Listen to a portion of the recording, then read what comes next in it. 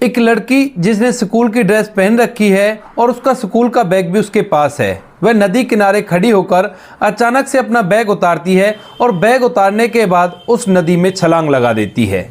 इसके बाद वहीं पर अपने पशुओं को चराने वाला एक चरवाहा ये सब कुछ देख लेता है और इन सभी चीज़ों को देखने के बाद वह 1 मिनट भी बर्बाद नहीं करता है और फौरन से वह भी उस नदी में छलांग लगाकर उस लड़की को नदी से बाहर निकाल लेता है। इधर देखता है तो कोई भी नहीं था और इसके बाद वह अपने तरीके से लड़की को होश में लाने की कोशिश करता है। लड़की नदी में जाने की वजह से बेहोश हो गई थी और जैसे तैसे करके वो उसे होश में ले आता है, लेकिन जैसे लड़की होश में आती है तो उसके बाद दोबारा से वही करने की कोशिश करती है जो उसने पहले किया था। तो इसके बाद वह लड़का उससे बात करने लगता है, उसे समझाने लगता है और थोड़ी देर समझाने के बाद वह लड़की ऐसी समझ जाती है कि उस चरवाहे के पीछे पीछे जाने लगती है। क्या कहा था उस चरवाहे ने ऐसा और कौन थी वह लड़की और किस वजह से ऐसा कर रही थी? पूरी सच्चाई के बारे में जानने के लिए वीडियो को अंत तक जरूर देखें। उत्तर प्रदेश के गाजीपुर के एक छोटे से गांव में एक लड़की रहा करती है जिसका नाम है सीमा। सीमा जो कि बड़ी खुश है अपने माता पिता के साथ और वह फिलहाल 6वीं क्लास में पढ़ा करती है। सीमा पढ़ने लिखने में काफ़ी ज़्यादा होशियार है, तो उसके माता पिता सपना देखते हैं कि पढ़ लिख कर एक बड़ी अधिकारी बनेगी और हमारा नाम रोशन करेगी।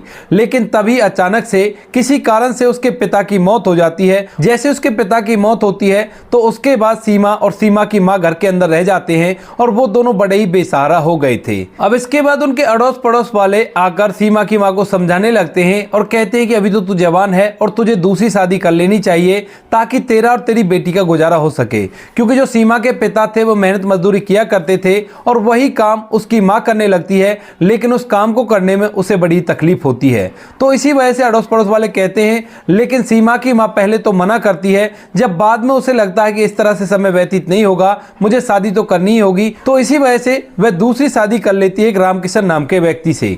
अब रामकिशन से उसने दूसरी शादी कर ली थी और जैसे वो दूसरी शादी करती है तो उसके बाद उनका गुजारा अच्छी तरह से होने लगता है। सीमा की माँ उसे बहुत ज़्यादा प्यार किया करती है और अपनी बेटी को पढ़ा लिखा रही है।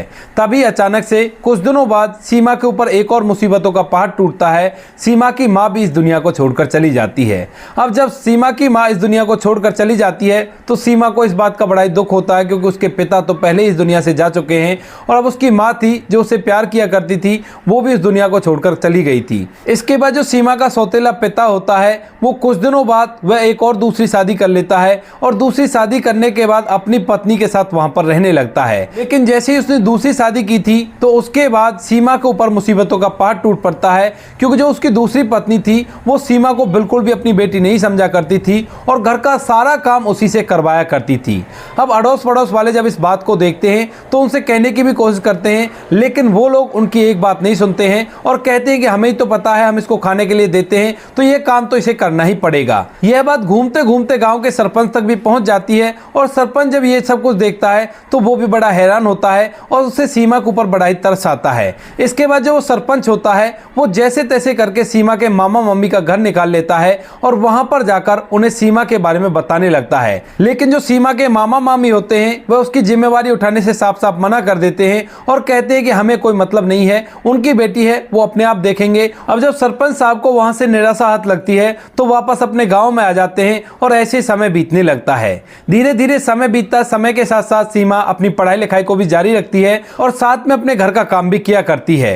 वो उसके माता पिता उसे पढ़ने भी नहीं देना चाहते, लेकिन जैसे तैसे करके वो उनसे रिक्वेस्ट करती है और अपनी पढ़ाई को आगे बढ़ाती रहती है। इसके बदले में वो घर का सारा काम किया करती और यहाँ तक भी उसके सौतेले पिता को उसकी सौतेली माँ से 3 बच्चे और हो जाते हैं, उनकी देखभाल भी सीमा ही किया करती है। ऐसे ही करते करते सीमा 12वीं क्लास में आ जाती है और जैसे वो 12वीं क्लास में आती है तो उसके बाद अब वो सोचने लगती है कि अब उसे आगे की पढ़ाई करनी है और पढ़ाई लिखाई करके एक अच्छा सा सरकारी अधिकारी बनना है ताकि वो इन कष्टों से मुक्त हो सके जो कुछ भी अब तक उसके साथ हो रहा था। इसी बात के लिए वह एक दिन अपने सौतेले पिता से कहने लगती है, लेकिन उसका सौतेला पिता उसे साफ साफ मना कर देता है। कहता है कि नहीं, हम तुम्हें बिल्कुल भी नहीं पढ़ाएंगे, 12वीं क्लास करने के बाद तुम्हें घर पर ही रहना होगा। अब सीमा जब 12वीं क्लास में होती है इस बात को सुनकर बड़ी परेशान होती है और 2-3 दिन तक इसी बात के बारे में सोचती रहती है, क्योंकि उसके माता पिता का सपना था कि वह पढ़ लिखकर एक बड़ा अधिकारी बने, और ऐसा ही अड़ोस पड़ोस के लोग कहा करते थे।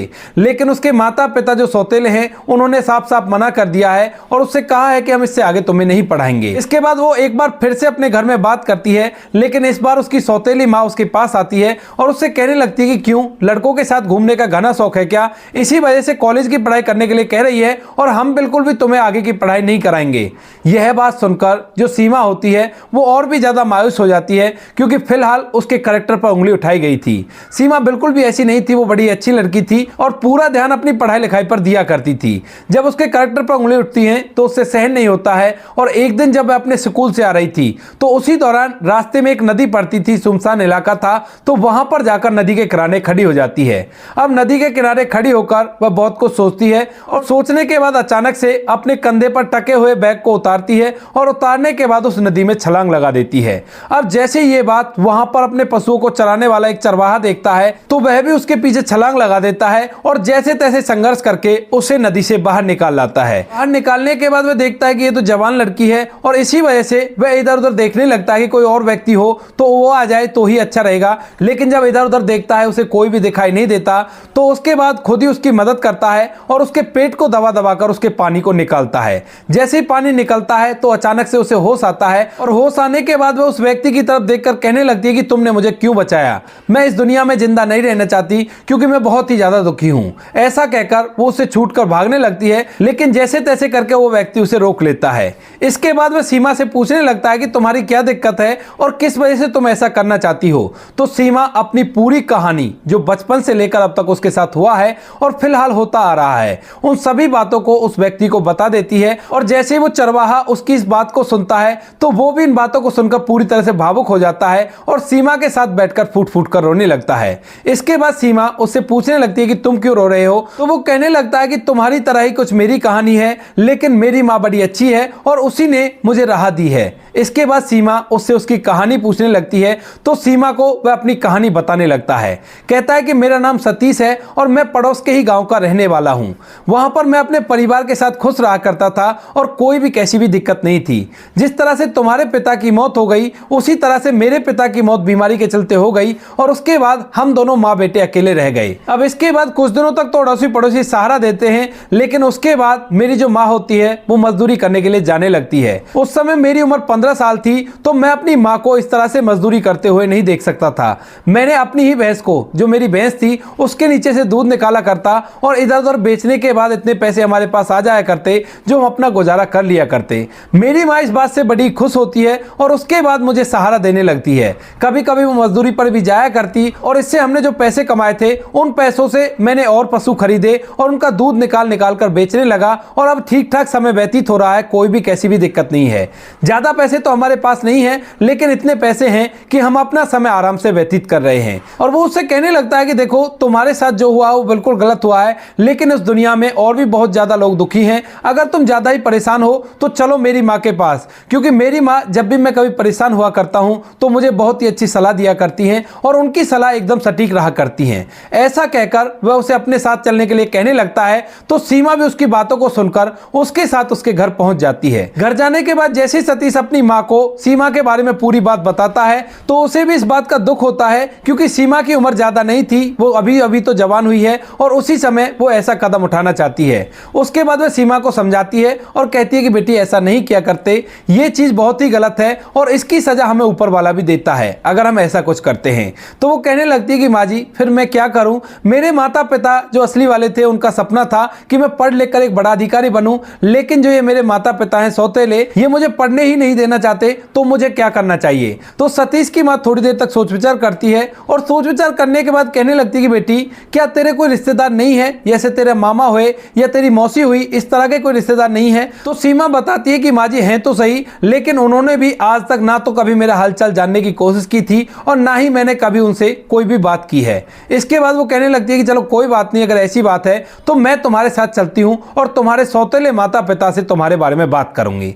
ऐसा कहकर जो सतीश की माँ होती है सीमा को अपने साथ लेती है और अपने साथ लेकर वहां से सीधा उसके घर पहुंच जाती है। वहां जाने के बाद वह सीमा के सौतेले माता पिता को बहुत समझाती है, कहती है कि तुम्हारी वजह से आज बच्ची अपने आप को इस दुनिया से विदा करना चाहती थी, तो ये कोई अच्छी बात थोड़ी ना है, तुम बच्ची पर इतना जुल्म क्यों कर रहे हो। जैसे ही वो लोग इस बात बात को सुनते हैं कि ये हमें सीमा के लिए समझा रही है, तो वो लोग उसके बाद सीधा सीमा के पास जाते हैं और उसे धमकाने लगते हैं और मारने पीटने की धमकी देने लगते हैं। अभी तक जो सतीश की माँ थी वो वहीं पर थी, तो एकदम से वो वहां पर पहुंच जाती है और कहने लगती है कि तुम्हारा कोई हक नहीं बनता इस बच्ची को इस तरह से परेशान करने में। तो जो सीमा का सौतेला पिता होता है वो और उसकी पत्नी उल्टा सतीश की माँ को बुरी भली बातें सुनाने लगते हैं और कहते हैं कि तुम्हें पता है कि हम इसको खाना खिला रहे हैं, तो खाना खिलाने के बदले में अगर ये काम करेगी तो कौन सी बड़ी बात है, इसे काम तो करना ही होगा और यहाँ पर रहेगी तो बच्चों को भी संभालना होगा। यह सब कुछ सुनकर सतीश की माँ थोड़ी देर तक सोच विचार करती है और सोच विचार करने के बाद कह देती है कि अगर तुम्हें इतना ही जोर पड़ता है तो तुम ऐसा करो, इसे मेरे साथ भेज दो, मैं इसे अपने साथ रख लूंगी और इसकी आगे की पढ़ाई करा दूंगी। अब इस बात को सुनकर जो सीमा के सौतेले माता पिता होते हैं वह भी उसे उसके साथ भेजने के लिए तैयार हो जाते हैं और कह देते हैं कि ठीक है, अगर तुम्हें इतनी अच्छी लगती है तो तुम ले जाओ, हमें कोई प्रॉब्लम नहीं है। ऐसा कहकर उन्होंने सीमा को उसके पास भेज दिया था और उसे अपने साथ लेकर सीधा अपने घर आ जाती है और वहीं पर अपने साथ रखने लगती है। लेकिन जैसे 2-3 दिन सीमा को वहां पर रहते हुए होते हैं तो जो सीमा की सौतेली माँ होती है उसे पता चल जाता है कि घर के अंदर कितना काम होता है, क्योंकि जिस दिन से उसकी शादी हुई है आज तक उसने घर के काम को हाथ भी नहीं लगाया है। उसी दिन से जो सीमा थी सारा काम करती आ रही है। इसके बाद वह अपने पति से इस बारे में बात करती है और कहती है कि हमें कैसे भी करके सीमा को लाना होगा, क्योंकि अगर वो यहाँ पर नहीं रहेगी तो घर का काम कौन करेगा। ऐसा नौकर भला कहाँ मिलेगा जो बिना पैसों के हमारे घर का पूरा काम करे केवल खाने पीने की वजह से। अब जब यह बात सीमा का सौतेला पिता सुनता है तो वह सोचने लगता है कि अगर मैं वहां पर गया तो वो मुझे खरी खोटी सुनाएगी, इससे अच्छा होगा कि मैं पुलिस स्टेशन जाता हूं और पुलिस के जरिए सीमा को यहां पर बुला लेता हूं। ऐसा ही वो करता है, सीधा पुलिस में जाता है और पुलिस में जाने के बाद कहने लगता है कि इस तरह से एक महिला है और वो मेरी बेटी को बहला फुसलाकर अपने साथ ले गई है और वह नहीं चाहती कि वो मेरे साथ रहे। इसके बाद जो पुलिस होती है उसके बाप के साथ जाकर सीमा को वहां से वापस उसके घर में ले आती है। अब यह सब कुछ देखकर जो सतीश की माँ है वो बड़ी हैरान होती है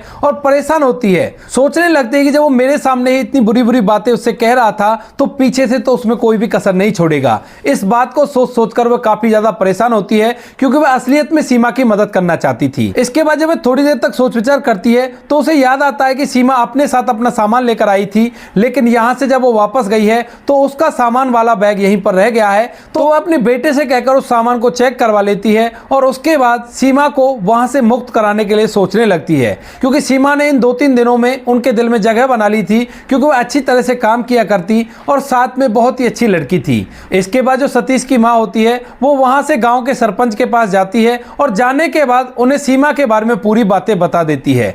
लेकिन जो गांव का सरपंच था वह पहले से ही सीमा के ऊपर हो रहे अत्याचारों के बारे में जानता था और वह उनसे कहता है कि हाँ बहन, मुझे पता है कि उसके साथ बहुत गलत हो रहा है, लेकिन उसमें हम कर भी क्या सकते हैं। मैंने उसके मामा मामी के पास भी जाने की कोशिश की थी और उनको बताया था कि आपकी भांजी बहुत ज्यादा परेशान है, लेकिन वो लोग भी एक नंबर के नालायक हैं। उन लोगों ने भी उस पर कोई भी ध्यान नहीं दिया। उन्होंने कह दिया कि वो जाने, उसका काम जाने, हमें इससे कोई भी मतलब नहीं है। मैं तो हार थक कर अपने घर पर बैठा हूं, क्योंकि मैं करूं भी तो क्या करूं। इस गांव की बेटी इतनी दुखी है और मैं उसके लिए ऐसा कुछ नहीं कर सकता कि ताकि उसकी जिंदगी अच्छी तरह से व्यतीत होने लगे। इसके बाद जो सचिन की माँ होती है वो सरपंच को एक योजना बताती है और इस योजना को सुनकर सरपंच बड़ा ही खुश हो जाता है। वह कहता है कि ये तो बड़ी अच्छी बात है, अगर ऐसा हो जाता है तो कोई भी दिक्कत नहीं है। लेकिन तभी सतीश की माँ कहती है कि हम लोग ऐसे ये काम नहीं कर सकते, उसके लिए पहले हमें पुलिस वालों से मिलना होगा। इसके बाद सरपंच और सतीश की माँ सीधे पुलिस वाले के पास जाते हैं, वहां पर जाकर उन्हें अपनी योजना बताते हैं। अब जैसे पुलिस वाले इस बात को सुनते हैं तो वो कहने लगते हैं कि हाँ, हमें भी पता है, क्योंकि जब हम इस केस में पड़े थे तो हमें पता चल गया था कि वो लोग अच्छे नहीं है, लेकिन कानून की वजह से हम लोगों के हाथ बंधे हुए हैं। अगर आप ऐसा करना चाहते हो और सब कुछ ठीक है तो कोई भी दिक्कत नहीं है। तो पुलिस वालों की अनुमति मिलने के बाद जो सरपंच साहब होते हैं गांव के कुछ लोगों को इकट्ठा करते हैं और इकट्ठा करने के बाद सीधा सीमा के घर पर पहुंच जाते हैं। वहां जाने के बाद वह सीमा से कहने लगते हैं कि बेटी, अब तुम्हारे कष्ट के दिन दूर हो गए हैं और अब हम तुम्हें इस नरक में नहीं रहने देंगे, लेकिन उससे पहले हम तुम्हारी एक इच्छा जानना चाहते हैं। तो उसके बाद सीमा पूछने लगती है कि बताओ कौन सी इच्छा जानना चाहते हो। तो वो कहते हैं कि बेटी, अगर हम तुम्हारी उस लड़के सतीश से शादी करवा दे तो क्या तुम उनके साथ रहना पसंद करोगी। इस बात को सुनकर सीमा थोड़ी देर तक तो सोच विचार करती है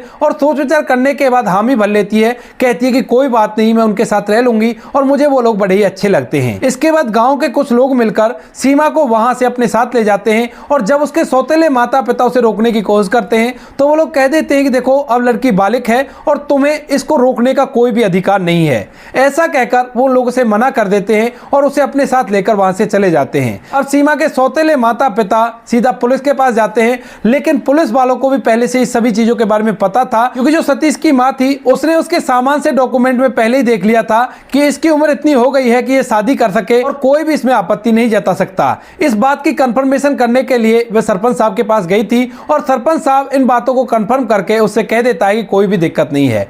गांव का सरपंच और कुछ लोग मिलकर सीमा की शादी सतीश से करा देते हैं और सतीश भी शादी को देखकर बड़ा ही खुश है, क्योंकि वह वैसे तो ज्यादा पढ़ा लिखा नहीं है, लेकिन उसकी पढ़ी लिखी पत्नी आ गई है तो उसे इस बात की बड़ी खुशी होती है। उसके बाद सीमा वहां पर रहने लगती है और वहीं से अपनी पढ़ाई को आगे चालू करती है। सीमा घर का सारा काम किया करती और साथ में पढ़ाई लिखाई भी किया करती है, लेकिन जो सीमा की सास है वो उसे मां से ज्यादा प्यार किया करती है और कहती है कि बेटी तू आराम से रह, कोई भी दिक्कत नहीं है, मैं घर का काम कर लेती हूं, लेकिन तुझे अपनी पढ़ाई लिखाई पर ध्यान देना है और अपने माता पिता का सपना पूरा करना है। इसके बाद जो सीमा होती है वो जी तोड़कर मेहनत करती है और पढ़ाई लिखाई के साथ साथ वह अपनी गृहस्थी को भी बसाती है।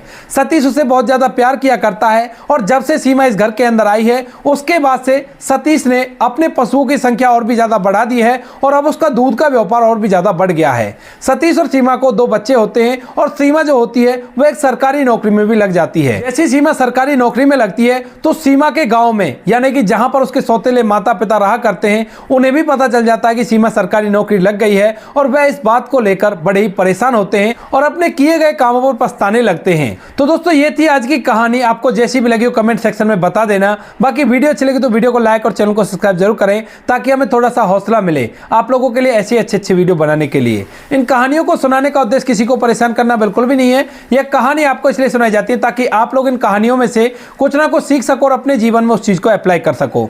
मिलते हैं किसी नेक्स्ट वीडियो में नए टॉपिक के साथ, तब तक के लिए जय हिंद, जय भारत, जय हिंदुस्तान।